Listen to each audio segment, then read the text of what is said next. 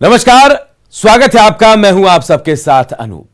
मानसूनी मौसम में बिहार तो हर साल ही पानी पानी होता है। इस बार झारखंड भी पानी पानी हो गया। झारखंड में बहने वाली नदियां उफान पर हैं और डैम के फाटक खोले जाने लगे हैं।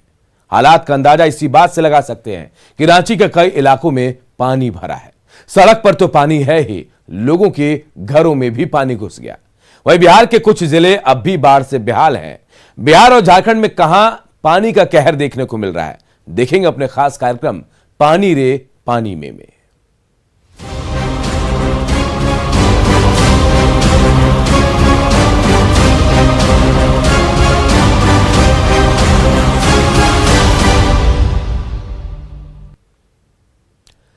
तो लगातार 2 दिनों से हो रही बारिश ने झारखंड को पानी पानी कर दिया है। बारिश की वजह से बोकारो में तेनुघाट डैम के 6 फाटक खोल दिए गए। बारिश की वजह से कांके डैम भी लबालब भर गया, जबकि कई नदियों का जलस्तर तेजी से बढ़ रहा है।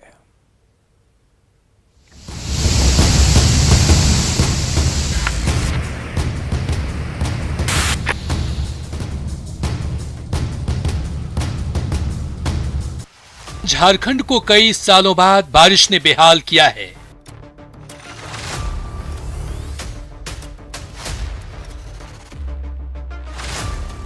क्या रांची, क्या बोकारो और क्या जमशेदपुर, हर तरफ बस पानी ही पानी है और लोग परेशान। बोकारो में हो रही बारिश के बाद नदियों का जलस्तर लगातार बढ़ता जा रहा है। पानी का दबाव कम हो सके, इसके लिए तेनुघाट डैम के 6 फाटक खोल दिए गए हैं।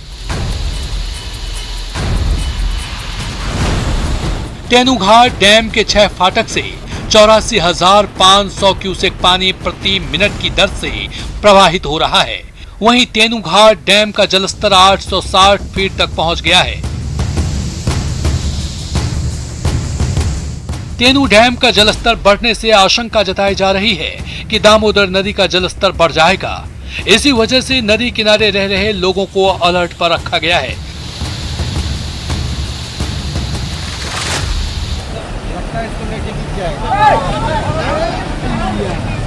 लगातार 2 दिनों से हो रही बारिश की वजह से कोयलांचल की लाइफलाइन माने जाने वाली दामोदर नदी उफान पर है। चूंकि रामगढ़ के लोगों ने ऐसे हालात कई सालों बाद देखा है, यही वजह है कि नदी किनारे लोगों की भीड़ जुटी जा रही है। हालांकि प्रशासन लगातार ये कोशिश कर रहा है कि लोग नदी के किनारे ना जाएं। बारिश की वजह से पतरातू डैम का जलस्तर भी 1331 आरएल पर पहुंच गया है, जो खतरे के निशान से ऊपर है। शुक्रवार की रात 12 बजे डैम का पहला फाटक खोला गया। फिर शनिवार 3 बजे सुबह में दूसरा फाटक खोला गया। बढ़ते जलस्तर की वजह से सुबह 10:30 बजे डैम का तीसरा फाटक और दोपहर 1 बजे चौथे फाटक को खोल दिया गया। फिलहाल चारों फाटक से पर सेकेंड 3000 क्यूसेक पानी छोड़ा जा रहा है। डैम का फाटक खोले जाने की वजह से दामोदर और नलकारी नदी उफान पर है।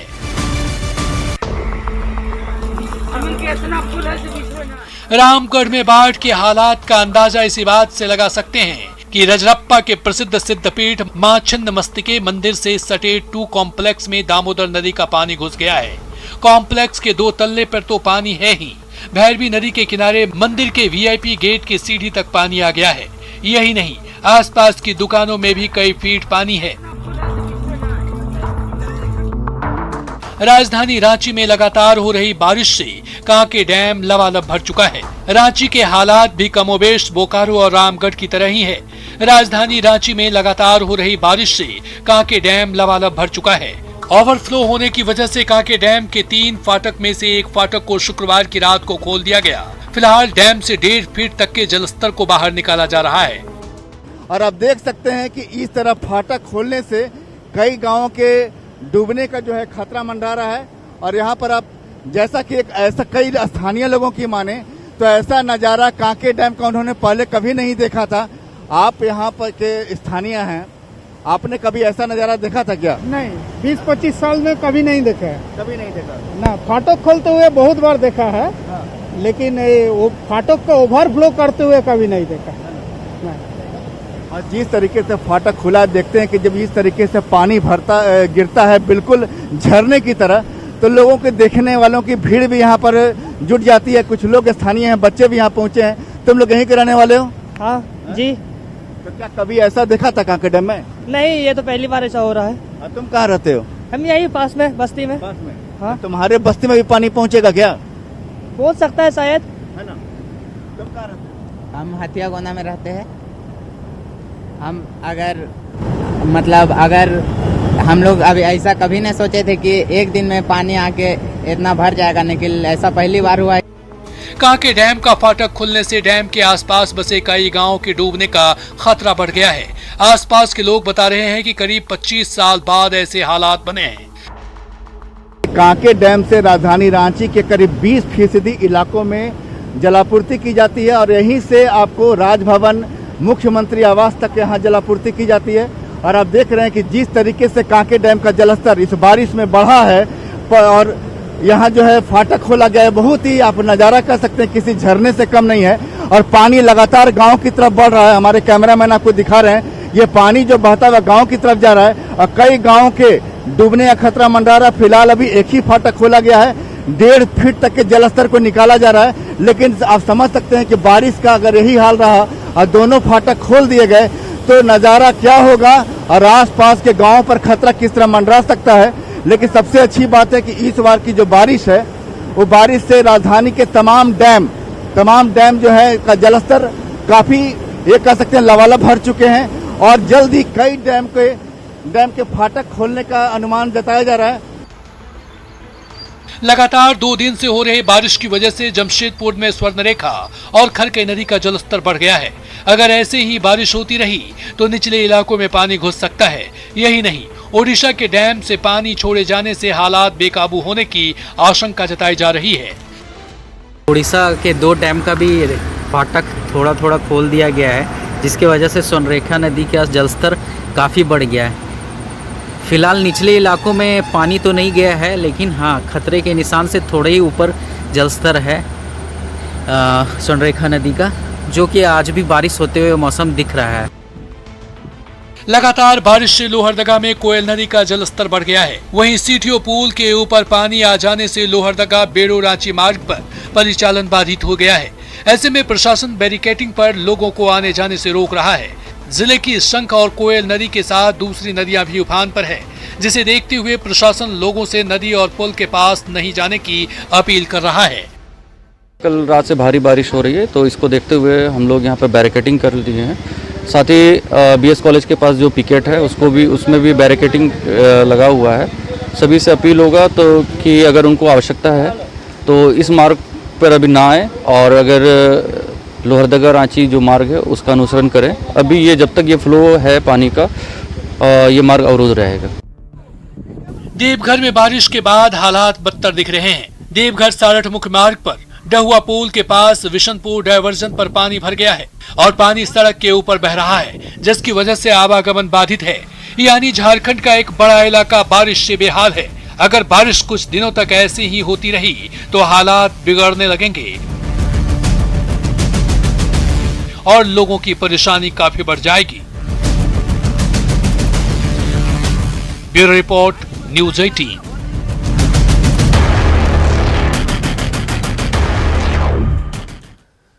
लगातार हो रही बारिश की वजह से झारखंड की राजधानी पानी पानी हो गई है। सड़क के बाद अब लोगों के घरों में भी पानी घुस गया है।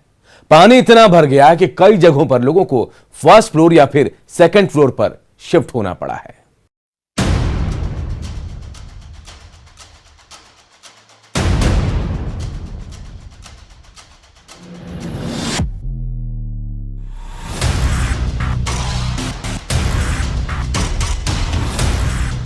पानी में तैरती इन कारों को देखिए। ये कारों का स्विमिंग पूल नहीं, झारखंड की राजधानी रांची के अरगौरा स्थित एकलव्य अपार्टमेंट का कार पार्किंग एरिया है,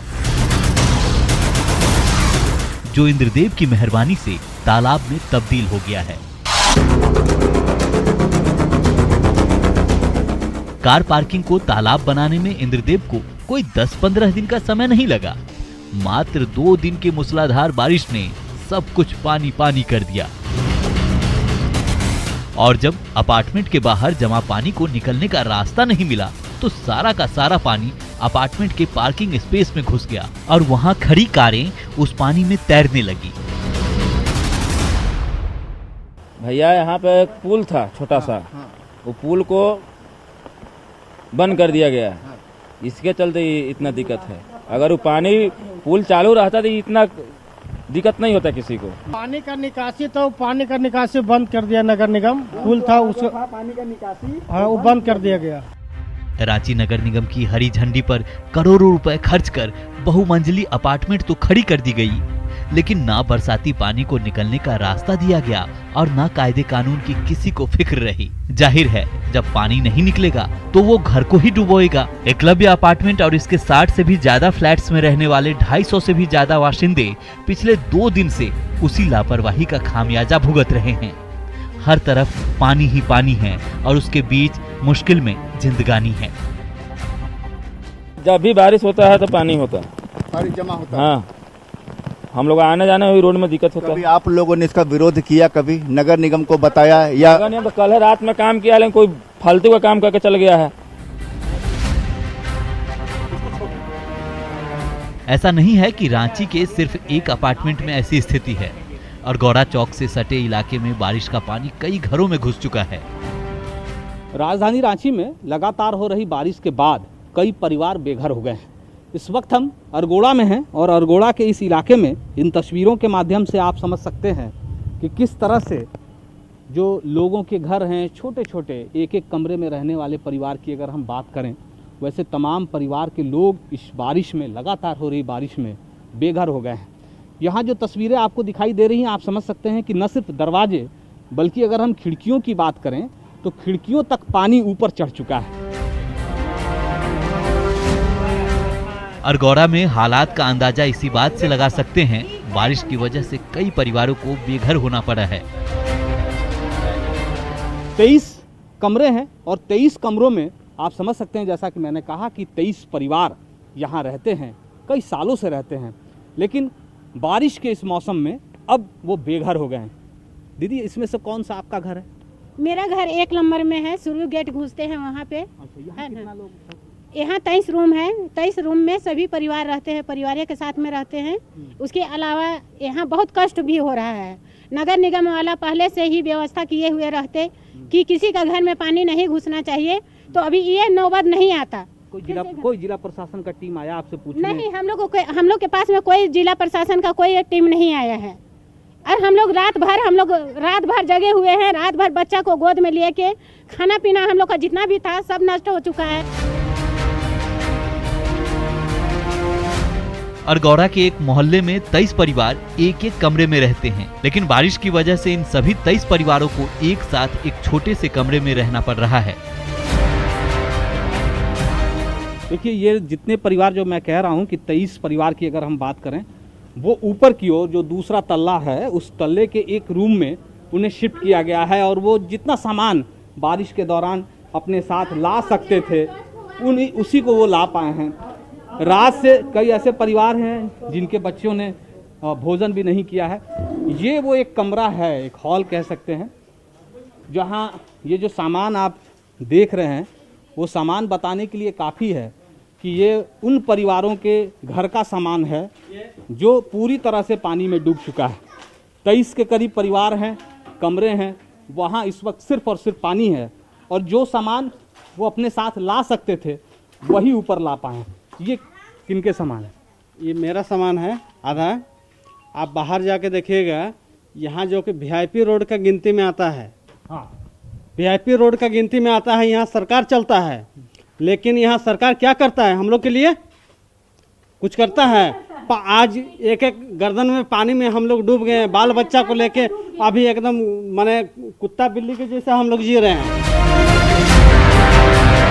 बेघर होने को मजबूर इन लोगों के अंदर नगर निगम को लेकर बहुत गुस्सा है।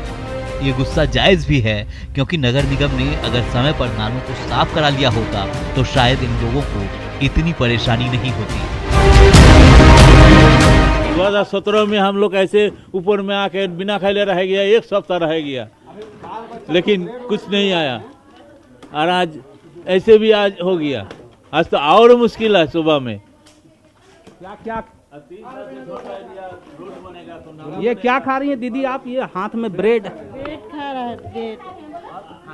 खाने का चीज कहाँ से? सब डूब गया तो खाने का चीज खाएंगे कैसे? चाल दाल सभी तो पानी के अंदर में है। अभी रूम में कैसे घुसा है? रूम में घुसेगा तो ब्रेड खा रहे हैं, खाने में तो कुछ है नहीं। ये बताइए, आप लोग जितने लोग हैं, हम लोग यहाँ कोई भी आया आप लोग का नगर निगम का टीम, कोई नेता, कोई वार्ड पार्षद, कोई भी नहीं पूछने आया, कोई देखने भी नहीं आया। जितना इतना पानी भर गया, कैसे निकलेगा, कैसे सामान निकलेगा, कैसे बच्चा खाएगा, कुछ भी नहीं जानकारी लेने आया। क्या खा रहे हो तुम? पराठा खा रहे। वो पराठा। और तुम्हारा घर में क्या हुआ? क्या हुआ नीचे? पूरा पानी घुस गया। घर में पूरा पानी घुस गया, इसलिए हाँ हम लोग सारा सामान लेकर यहाँ पर है। सोचिए जरा, जब रांची के एक वीआईपी रोड वाले घरों की ये स्थिति है तो बाकी जगह पर हालात कैसे होंगे? विश्वास ना हो तो खुद देख लीजिए। देख लीजिए कुंज बिहार इलाके का हाल, कैसे बारिश ने रोड नंबर 1, 2 और 3 के घरों को पानी पानी कर दिया है और रहने वालों को परेशान। ये रांची के कुंज विहार का इलाका है, जहां पर देख सकते हैं किस तरह से बारिश जो है वो अपना कहर दिखा रही है। कितना परेशानी हो रहा है यहाँ पर, हर घर में पानी दिख रहा है, कोई रास्ता बचा नहीं है, लग रहा है नाव निकाल। सही बात है, रात में इतना पानी था, 3-3 फीट पानी घर के अंदर घुसा हुआ था। हम लोगों का पूरा सामान घर में तैर रहा था। अभी आप जाके देखिए, पूरा घर में सामान तैर रहा है, बिस्तर, खाने का सामान, राशन सब गीला हो चुका है। बहुत दिक्कत है, बहुत ज़्यादा दिक्कत है। तो ये स्थितियां हैं इस कुंज विहार इलाके की। कहा जाए तो एक पॉश इलाका है, जहां पर लोग जो है वो घर लेकर यहाँ पर सुख चैन की जिंदगी जीने को बेताब थे, लेकिन जब से घर ली है परेशानी का सबब बन गया है, क्योंकि इलाके में नगर निगम ने उदासीन रवैया दिखाया है और उसी वजह से यहाँ पर लोग जो भी रह रहे हैं वो बारिश के मौसम में, खासकर अगर ज्यादा बारिश हो तो अपने घरों में ही कैद हो जा रहे हैं, वहां से निकल नहीं पा रहे हैं। देख सकते हैं बड़ी गाड़ियां हो, वो भी यहाँ पर पूरी तरह से परेशान लोग हैं। किसी तरह से घरों से निकल तो रहे हैं, लेकिन कहा जाए तो कोई काम नहीं कर पा रहे हैं और बुरी तरह से इस बारिश में, आफत की बारिश में फंस चले हैं। बारिश ने रांची के आम लोगों के इलाकों को तो प्रभावित किया ही है, जिधर से राज्य के खास लोग आते जाते हैं उसको भी पानी पानी कर दिया है। इस वक्त हम हरमू बाईपास रोड पर खड़े हैं, मतलब इसी रास्ते से होकर अगर आप झारखंड विधानसभा जाएं, झारखंड मंत्रालय जाएं, बात मुख्यमंत्री की हो या मुख्य सचिव की हो, इसी रास्ते से सबका आना जाना होता है। लेकिन तस्वीर क्या है वो आपके सामने है। आप देख सकते हैं कि किस तरह से सामने सड़क पर पानी आ जाने की वजह से लोग जान जोखिम में डालकर इस रास्ते से आना जाना कर रहे हैं, चाहे वो 4 पहिया वाहन की बात करें, 2 पहिया वाहन की बात करें। ये जो सब सामने जो तस्वीर आपको दिख रही है, ये बताने के लिए काफ़ी है कि लोग किस तरह से रांची के अंदर आना जाना कर रहे हैं। ये राजधानी की तस्वीर है और ये देखिए गाड़ी उस पानी के बीचों बीच फंस चुकी है और इसी की वजह से ये जो रास्ता है इसे बैरिकेड किया गया है। आप देख सकते हैं कि किस तरह से सहूलियत के लिहाज से जो ट्रैफिक पुलिस है उसने इस पूरे रास्ते को बैरिकेड कर दिया है ताकि लोगों को परेशानी ना हो, लोग इस पानी में आने जाने के दौरान फंसे नहीं। लेकिन लोग भी मानने को तैयार नहीं हैं। हरमू धुरवा बाईपास के हालात बताने के लिए सिर्फ एक तस्वीर काफी है। सोचिए जरा, जिस सड़क पर 4 पहिया गाड़ी चलते चलते बंद हो जाती हो, उस पर आम आदमी कैसे चलते होंगे। कहाँ जाना है दीदी आपको? वसुंधरा अपार्टमेंट जाना है। वसुंधरा के पास तो बहुत पानी है। बहुत पानी है, बहुत दिक्कत में हो, कल से फंसे हुए हैं। आप लोग वहीं रहती हैं? हाँ। तो कैसे आना जाना कर रही हैं? अभी तो हम लोग बहन के यहाँ गए थे ना। अच्छा, तो दूसरी जगह शिफ्ट हो गई हैं क्या? हाँ। अच्छा, कल ही आप निकल गई थी जब बारिश हो रही थी? हाँ, कहीं बाहर गए थे। अच्छा, फिर अभी वापस जाना चाहते? घर जाना चाहते हैं, बच्चे लोग हैं घर में। अच्छा, तो अभी आप कैसे जाएंगी? वहाँ तो पानी है बहुत। वही तो सोच रहे हैं क्या करें, समझ में नहीं आ रहा है। आपको कहाँ जाना है? कहाँ जा रही हैं आप दीदी? मेरे साथ में है। देखिए, ये जो तस्वीर है ये राजधानी रांची की तस्वीर है और तस्वीरें चूंकि झूठ नहीं बोलती। इसलिए इन तस्वीरों के माध्यम से आप राजधानी रांची की हकीकत को समझ सकते हैं कि किस तरह से बारिश के बाद राजधानी रांची के लोग परेशान हैं, किस तरह से लोग पानी से आने जाने के दौरान पानी के बीचों बीच फंस रहे हैं। चाहे वो 2 पहिया वाहन की बात करें, 4 पहिया वाहन की बात करें, इस वक्त भी जो एक सूमो गाड़ी है वो बीचों बीच फंस चुकी है। उन्हें रोका गया था लेकिन वो नहीं माने और इस वक्त वो पानी के बीचों बीच फंस चुके हैं। 2 दिन की बारिश ने झारखंड की राजधानी का जो हाल किया है उसने रांची नगर निगम पर कई सवाल खड़े कर दिए हैं। सवाल ये है कि नगर निगम ने समय पर नालों की साफ सफाई क्यों नहीं कराई? अगर नाले साफ होते तो क्या पानी निकासी में इतनी दिक्कत आती? क्या नाले साफ होते तो राजधानी रांची के कई इलाकों में जलजमाव होता? नाले साफ होते तो क्या सड़कों पर मछलियां तैरती? Bureau report, news 18।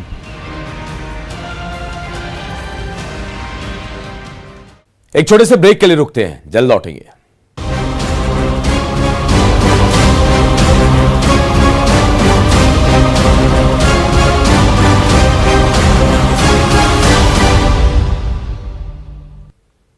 कहते हैं 1 से भले 2 और 2 से भले 3। नाम है मनीष कुमार, उसको गिरफ्तार किया गया।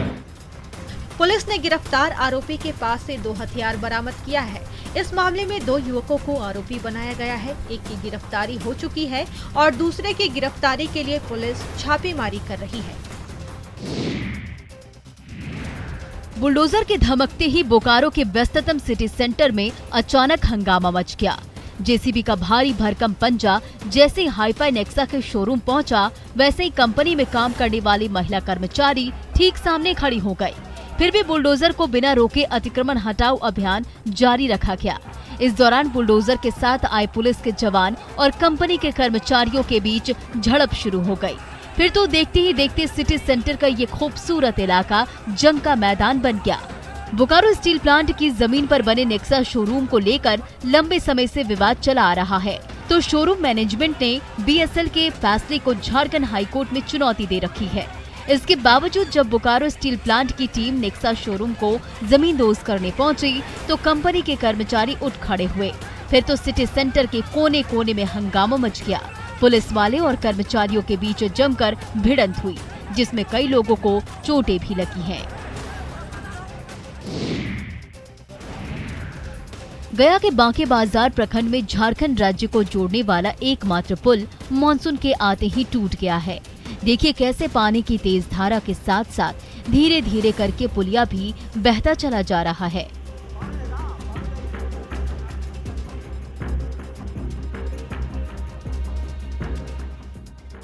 इस पुल के टूटने से लगभग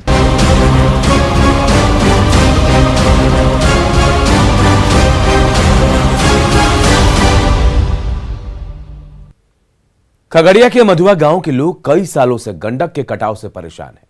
कटाव से सैकड़ों एकड़ जमीन नदी में समा गई। जब प्रशासन से मदद नहीं मिली तो ग्रामीण भगवान की शरण में गए और पूजा पाठ शुरू कर दी।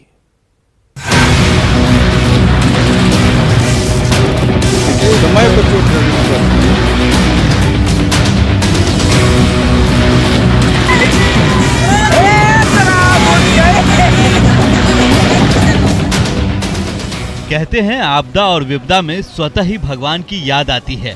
खासकर ग्रामीण इलाकों में लोग कष्ट से छुटकारा हो या फिर मन्नत, भगवान को याद करते हैं। खगड़िया के मथुआ गांव के लोग भी आजकल यही कर रहे हैं। वजह है बाढ़, बारिश और कटाव। फिलहाल बाढ़ की वजह से लोगों की परेशानी बढ़ी हुई है। नदी के कारण हो रहे कटाव की वजह से ग्रामीणों की सैकड़ों एकड़ जमीन नदी में समा गई है। हालात का अंदाजा इसी बात से लगा सकते हैं कि गांव के अस्तित्व पर खतरा मंडराने लगा है। अभी हम खड़े हैं खगड़िया सदर प्रखंड के मधुआ गांव में, जहां पर कि आप देख सकते हैं कि यहां जो खेती युक्त जमीन है वो कटकर नदी में विलीन हो चुका है और जो नदी की धारा है वो मधुआ जो गांव का जो बांध है वहां तक पहुंच गया है। ग्रामीणों का साफ तौर पर कहना है कि यदि कटाव निरोधी कार्य जल्द नहीं शुरू की जाती है तो बांध के भी अस्तित्व पर खतरा मंडरा सकता है। ग्रामीण कटाव रोकने के लिए प्रशासन से कई सालों से गुहार लगा रहे हैं, लेकिन प्रशासन से अब तक कोई मदद नहीं मिली। पहले सर जो है सो बहुत दूर थी नदी जो है सो, उसके बाद धीरे धीरे करते करते जो है सो अब सट गया है बांध में। अब बांध कटने के बाद अब गांव जो है सो कटने वाला है। इसके लिए हम लोग बहुत उपाय किए, हर दरवाजे को खटखटाए, लेकिन आते हैं और देख करके चले जाते हैं। कोई इस पर सुनवाई नहीं हो रहा है। मथुआ के लोगों की जब प्रशासन ने एक न सुनी तो थक हार कर ग्रामीण भगवान की शरण में गए। सैकड़ों ग्रामीणों ने कटाव रोकने के लिए नदी किनारे पूजा पाठ करवाया।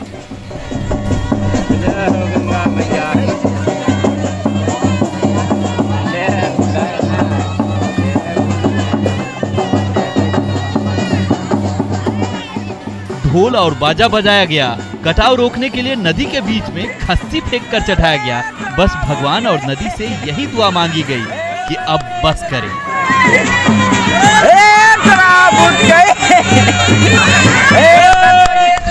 पाठी चढ़ाल गेले गंगा माई के, गंगा माई के भगवान पर सुपुर्द कर दिलिए हन। अब एकरा बक्सीन या छोड़ीन, कोई एमएलए मुखिया के भरोसा नहीं कोई एसडीओ ओवरसियर के। सब अफसर आबै छे घूर के कहै छे अभी कुछ नहीं होगा। यह बात से अब गंगा माई के छोड़ दिलिए, ईश्वर पर ध्यान देकर पाठी और चढ़ाई कर। ऐसा नहीं है कि खगड़िया के मथुआ गांव के लोग पहली बार परेशान हुए हों। मथुआ के लोग कई सालों से गंडक के कटाव का दंश झेल रहे हैं। कटाव की वजह से ग्रामीणों की सैकड़ों एकड़ जमीन नदी में समा गई है।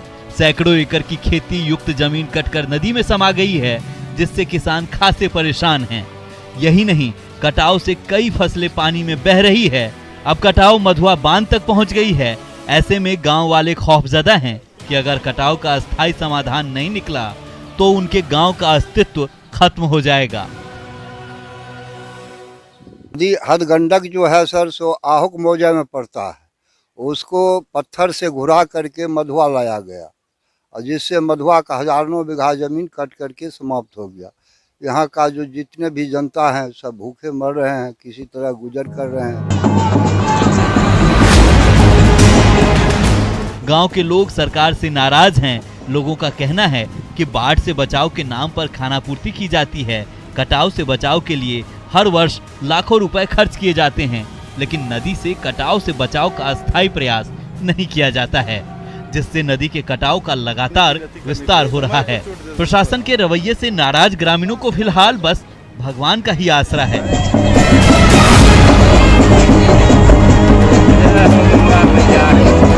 Bureau report, news 18।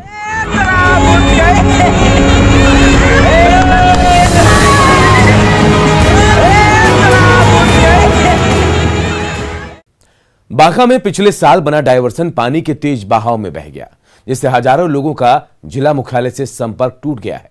जिले के बाराहाट, बौंसी, रजौनसुर, धोरैया प्रखंड जिला मुख्यालय से कट चुका है।